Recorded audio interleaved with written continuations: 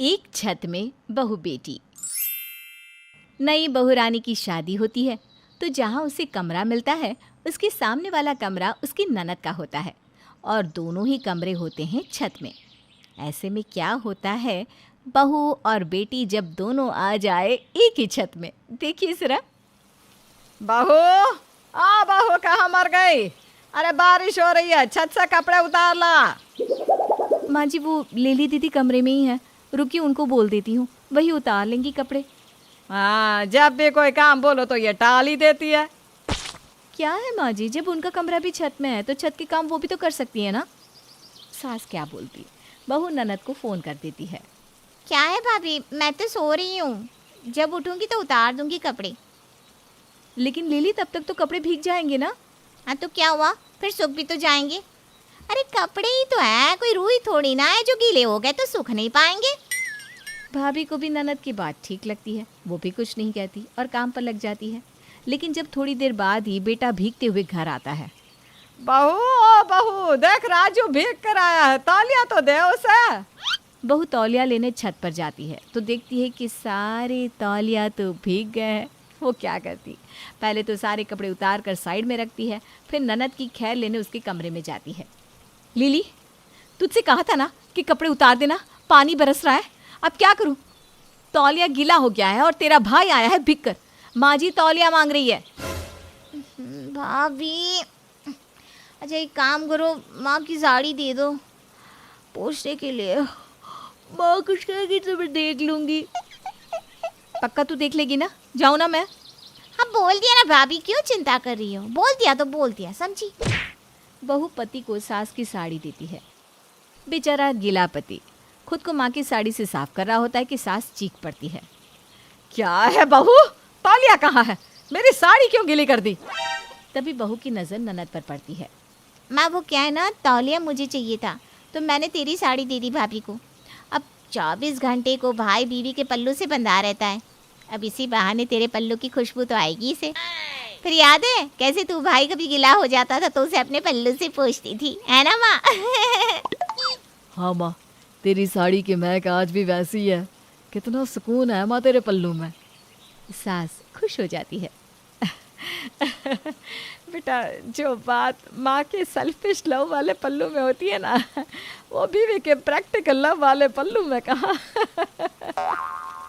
बहू को बहुत गुस्सा आता है, लेकिन जैसे ही वो कुछ कहने जाती है, भाभी वो छत पर आपकी साड़ी रखी है, जाकर अंदर कर लीजिए नहीं तो गीली हो जाएगी, रेशमी सी है ना। ननद और भाभी दोनों साथ साथ छत पर रहती तो दोनों के बीच बॉन्डिंग भी अच्छी बनी हुई थी। एक रोज़ भाभी सो रही थी कि उसकी नज़र छत पर पड़ती है जहाँ उसे कोई परछाई खड़ी सी दिखती है।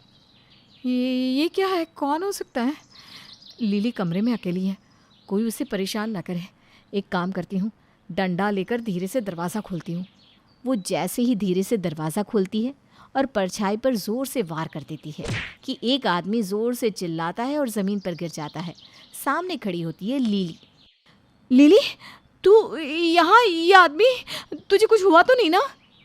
ये क्या कर दिया भाभी, ये मेरा बॉयफ्रेंड है, मिलने आया था, हम खड़े होकर बात कर रहे थे और आपने इसके सर पर डंडा मार दिया। हाय रे, सॉरी, पता नहीं था मुझे। और अब ये इतनी तेज़ चिल्ला रहा है कि घर वाले आते ही होंगे ऊपर, अब क्या करें? तभी सीढ़ियों से किसी के ऊपर आने की आवाज़ आती है। जल्दी से बहू लड़की के ऊपर चादर डालकर बैठ जाती है। भाभी ये क्या कर रही हो, मर जाएगा आपकी भार से वो। देख, अभी मैं उठ गई और किसी ने इसे देख लिया तो भी जिंदा नहीं छोड़ेंगे, अब तू बस चुप रह। सास और पति ऊपर आते हैं। अरे ये किसके चिल्लाने की आवाज़ आई? किसी की तो नहीं, मैंने तो नहीं सुनी। लिली, तूने सुनी क्या? नहीं भैया, किसी की आवाज़ नहीं आई। अरे कैसे नहीं आई, मैंने खुद सुनी बेटा, तूने भी तो सुनी ना? हाँ माँ, मैंने भी सुना, कोई ज़ोर से चिल्लाया। अरे वो तो मैं रियाज कर रही थी। वो क्या है ना, लिली ने कहा कि भाभी गाना सुना दो तो। तभी जिसके ऊपर रानी बैठी होती है उसे दर्द होता है। वो रानी के भार से परेशान हो रहा था।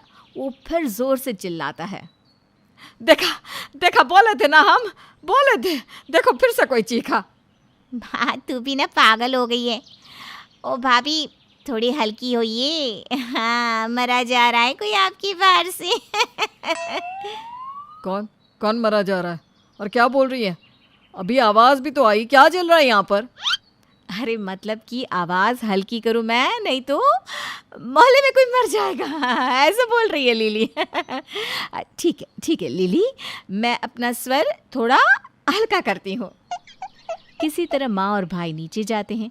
रानी खड़ी होती है और लड़का इसकी तो बेचारे की हालत ही ना पूछिए।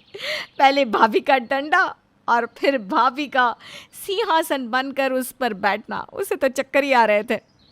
रोहित, रोहित तुम ठीक तो हो ना? रोहित फिर से ज़मीन पर गिर जाता है।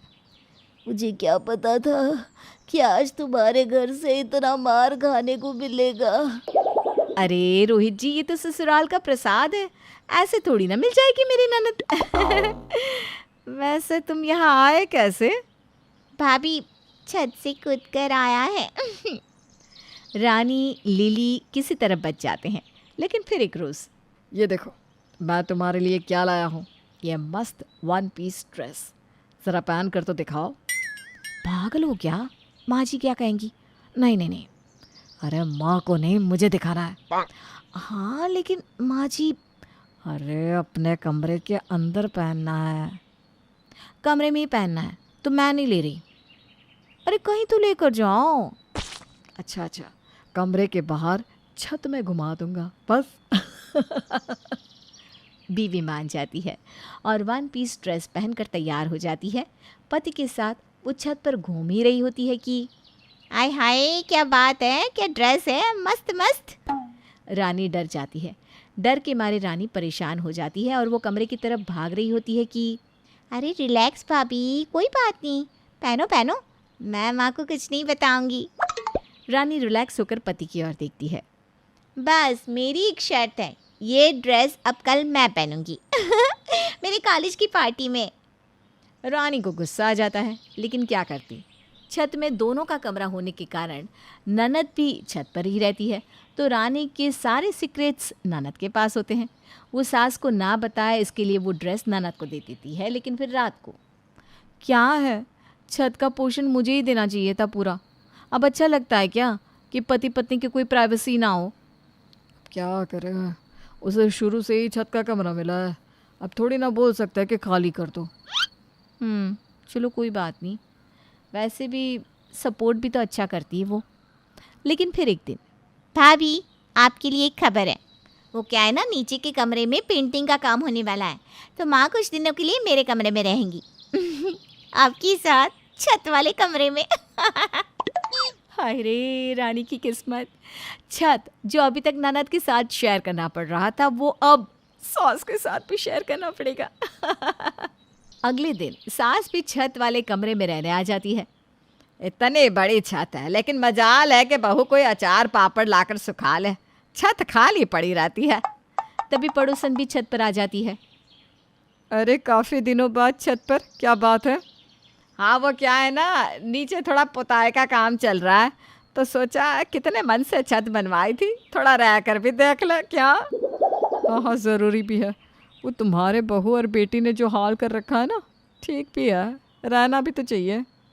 रानी पड़ोसन की बात समझ नहीं पाती, लेकिन रानी लिली को देखती है और लिली रानी को। वो दोनों ही जानती हैं कि सास अगर छत पर रहेगी तो दोनों के राज राज नहीं रहेंगे और छत की बात सास तक पहुंच जाएगी। भाभी माँ का छत में रहना ठीक नहीं है, कुछ तो करना होगा माँ को नीचे भेजने के लिए।